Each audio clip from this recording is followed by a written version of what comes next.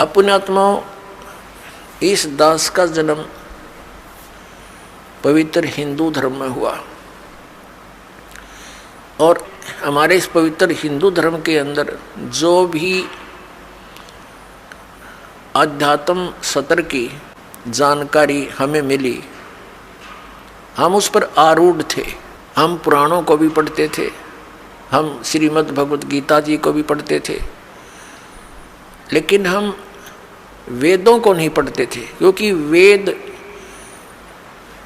बहुत कम मिलते थे जो अनुवादित हों, और अनुवादकर्ताओं ने ऐसे ढंग से अनुवाद कर रखा था कि उनको पढ़ने अगर लग जाए तो सिर में दर्द हो जा, उनका कोई सिर पैर नहीं। लेकिन श्रीमद् भगवत गीता को हम पढ़ते थे और इस उद्देश्य से पढ़ते थे, ज्ञान ग्रहण की दृष्टि से नहीं पढ़ते थे, आत्म कल्याण की दृष्टि से पढ़ते थे, जैसा हमें बताया गया था। हमारे हिंदू धर्म के धर्म गुरुओं ने, यानी हिंदू धर्म का कहाँ से प्राकट्य माना जाता है, कहाँ से प्राकट्य हुआ, आदि शंकराचार्य जी हुए हैं, जिन्होंने इस हिंदू धर्म का जो है प्राकट्य किया, इसका प्रारंभ किया। अब हिंदू किन को मानते हैं?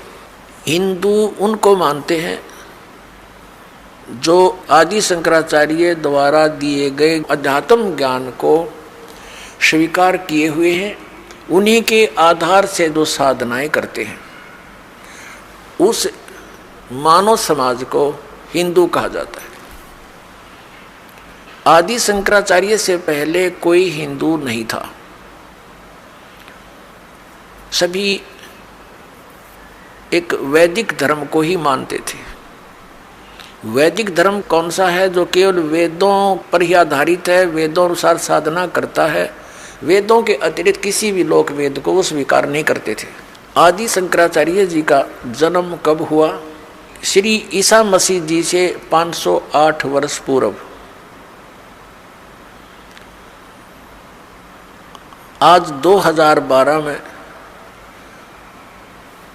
आदि शंकराचार्य जी को कितना समय हो गया जन्मे को? यानी 2520 वर्ष हो गए।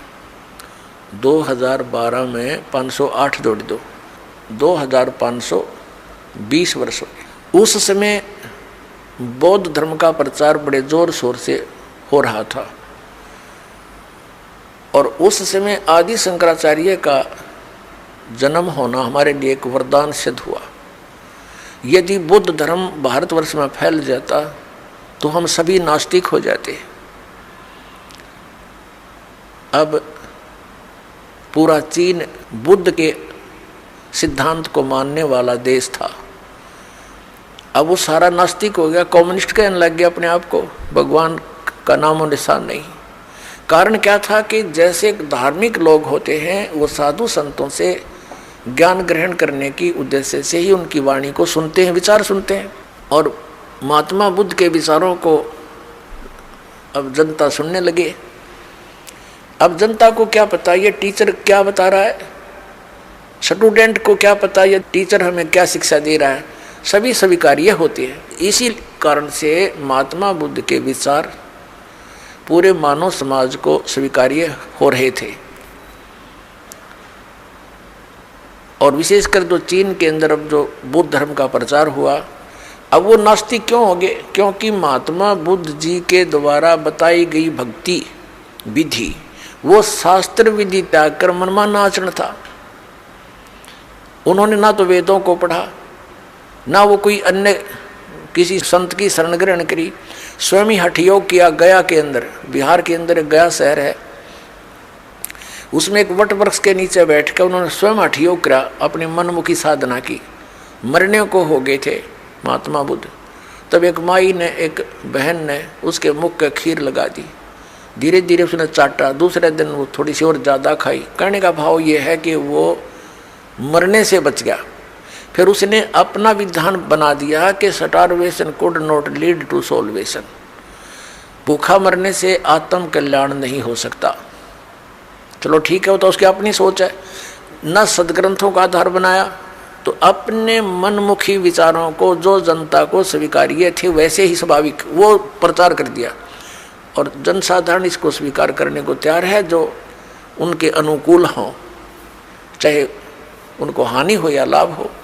इसी कारण से पूरा चीन उसका अनुयायी बना आत्म कल्याण के लिए। महात्मा बुद्ध के द्वारा बताई गई भक्ति विधि से अध्यात्म लाभ हुआ नहीं, और प्रारंभ में पुण्यकर्मी प्राणी होते हैं, उनको वैसे स्वाभाविक भी अपने संस्कारवश लाभ होता रहता है, तो वो सोचते हैं कि जो क्रिया हम कर रहे हैं इससे हमें लाभ हो रहा है। ये उनकी अध्यात्म ज्ञानहीनता होती है। तो यही कारण रहा कि पूरा चीन आने वाले समय में नास्तिक हो गया कि उनको अध्यात्म लाभ नहीं हुआ भगवान का, और उन्होंने ये मान लिया कि भगवान कहीं नहीं है, साधना करके देख लिया कोई लाभ नहीं होता, इसलिए वो नास्तिक बन गए। और यही दशा भारतवर्ष की हो जाती यदि आदि शंकराचार्य जी उस समय जन्म ना होता। लेकिन बात वहीं की वहीं रही, आसमान से गिरे खजूर में अटक गए। आदि शंकराचार्य ने फिर क्या ज्ञान दिया कि जीव ही ब्रह्म है, यानी ये जीव ही भगवान है, तू ही ब्रह्म है, तत्वमसि तत्तत्वमसि अयम आत्मा ब्रह्म अहम ब्रह्मास्मि प्रज्ञानम ब्रह्म। ये 4 महावाक्य दृढ़ कर दिए, 4 पीठ बना दी, और प्रत्येक पीठ में एक वाक्य एक उनके उत्तराधिकारी के पास होगा, और एक वेद का वो संरक्षक बना दिए, एक वेद का वो पाठ करें। एक तरफ तो हमारे धर्म गुरु का विधान है कि अयम आत्मा ब्रह्म अहम ब्रह्मास्मि, मैं ही परमात्मा हूँ, ब्रह्म माने परमात्मा। दूसरी तरफ हमारे धर्मगुरु कहते हैं कि श्री कृष्ण, श्री शंकर भगवान और श्री विष्णु जी की भक्ति करो, और नाम मंत्र बताते हैं जय राम जय जय राम सीताराम राधे श्याम जय गोपाल राधे श्याम ओम नमः शिवाय गायत्री मंत्र। भले पुरुषों पुण्यात्माओं, अब हमारा जो मोतियाबिंद था इस दास के अज्ञान का, मेरे पूज्य गुरुदेव जी ने वो मोतियाबिंद का ऑपरेशन कर दिया। अब मेरी आंखें वो तत्व ज्ञान वाली आंखें काम करने लगी। अपने धर्म गुरुओं को दास ने उस तत्व ज्ञान रूपी तराजू में धर के तोल के देखा, और अब आपके सामने तोल के दिखाऊंगा ये हमारे धर्मगुरु क्या ज्ञान प्रचार किया करते थे, वो कितना हमारे सदग्रंथों में प्रमाणित है। और शास्त्र विधि को त्याग कर जो मनमाना आचरण करते हैं, गीता जी अध्याय नंबर 16 के श्लोक नंबर 23-24 में कहा है, गीता जी अध्याय नंबर 16 के श्लोक 23 में कहा है कि शास्त्र विधि को त्याग कर जो मनमाना आचरण करते हैं उनको न तो कोई सुख हो, न कोई सिद्धि प्राप्ति हो, और न उनकी गति हो। फिर किस लिए भक्ति कर रहे हैं? यूजलेस भक्ति इन 3 वस्तुओं के लिए ही करते, 3 पदार्थों के लिए। 16वें अध्याय के 24वें श्लोक में कहा कि इससे तेरे लिए अर्जुन कर्तव्य और अकर्तव्य की अवस्था में कौन सी साधना करनी चाहिए, कौन सी ना करनी चाहिए, सदग्रंथ ही प्रमाण है। इन्हीं के आधार से करना, किसी की लोक वेद को मत मानना। जो संत सदग्रंथों अनुसार ज्ञान देता हो महात्मा, जो गुरु, उसके विचारों को मानना, किसी के लोक वेद पर आश्रित ना होना। अब हमारे धर्मगुरु हमें क्या बताते थे? एक तरफ तो कहते हैं अयम आत्मा ब्रह्म, जीव ही ब्रह्म है, और दूसरी तरफ कहते हैं श्री कृष्ण भगवान, शंकर भगवान और नारायण भगवान विष्णु जी ये सर्वशक्तिमान, अजन्मा, अमर, इनका कोई माता पिता नहीं। अपने आत्माओं, हमारे हिंदू धर्म के अंदर जो साधनाएं प्रचलित हैं वो कौन कौन सी हैं? ये मंत्र आपको बता दिया, हरे कृष्ण हरे राम कृष्ण कृष्ण हरे हरे, सीताराम राधे श्याम राधे राधे श्याम मिला दे, ओम नमः शिवाय, ओम भगवते वासुदेव नमः, और गायत्री मंत्र। पुण्यात्माओं, ये मंत्र मोक्षदायक हैं या नहीं है, इसका निर्णय कहाँ से होगा? ये सदग्रंथों से ही होगा। और सदग्रंथ कौन से हैं? सदग्रंथ हैं पवित्र पांचों वेद। 4 वेद तो वेल नोन है, ऋग्वेद, यजुर्वेद, सामवेद, अथर्ववेद, और 5वां सूक्ष्म वेद जिसको तत्व ज्ञान भी कहते हैं, सच्चिदानंद घन ब्रह्म की वाणी भी कहते हैं, जिसको कबीर वाणी भी कहते हैं। और इन 4 वेदों का सारांश, सूक्ष्म वेद को छोड़कर 4 वेदों का सारांश है श्रीमद् भगवद गीता। ये चारों वेद क्या हैं और श्रीमद् भगवद गीता क्या है, 18 पुराण क्या हैं, जो हमारे हिंदू धर्म के सिलेबस है, पाठ्यक्रम की पुस्तक यानी धार्मिक पुस्तकें हैं। पहले इनका निर्णय करना पड़ेगा हमने, तब हम आगे अध्यात्म मार्ग में कदम उठा सकेंगे।